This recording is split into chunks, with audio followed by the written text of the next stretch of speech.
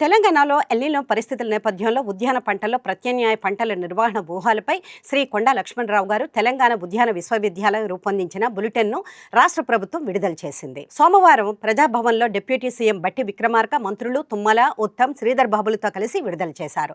పంటలపై ఎల్నినో ప్రభావం, నష్టాలను ఎప్పటికప్పుడు అంచనా వేస్తూ రైతులకు సలహాలు, సూచనలు అందించాలని అధికారులను వర్సిటీ వీసీ డాక్టర్ దండ రాజారెడ్డిని మంత్రులు కోరారు. 2026లో ఎల్నినో ప్రభావం కారణంగా భారత వాతావరణ శాఖ అంచనాల ప్రకారం దేశవ్యాప్తంగా వర్షపాతం దీర్ఘకాలం సగటు ఎల్పీఏలో 90% మాత్రమే ఉండే అవకాశం ఉందని వీసీ డాక్టర్ డి రాజారెడ్డి వివరించారు. తెలంగాణ మధ్య జిల్లాలలో సాధారణంగా లేదా ఎక్కువ వర్షం పడే అవకాశం ఉందని, ఉత్తర దక్షిణ తెలంగాణ జిల్లాలలో తక్కువ వర్షపాతం నమోదయ్యే అవకాశం ఉందని పేర్కొన్నారు. కార్యక్రమంలో వ్యవసాయ కార్యదర్శి సురేంద్రమోహన్, వ్యవసాయ కమిషనర్ చైర్మన్ కోదండరెడ్డి, ఉద్యానవన పట్టు పరిశ్రమ శాఖ డైరెక్టర్ షేక్ యాస్మిన్ బాషా పాల్గొన్నారు.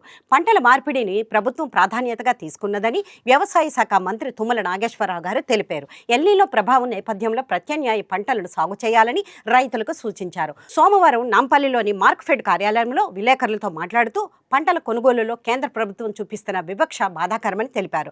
కేంద్రం తన బాధ్యత వదిలేసి రాష్ట్రాలపై భారం మోపడం సమంజసం కాదని మండిపడ్డారు. పరిమితి లేకుండా పొద్దుతిరుగుడు కొనుగోలు చేయాలని కోరారు.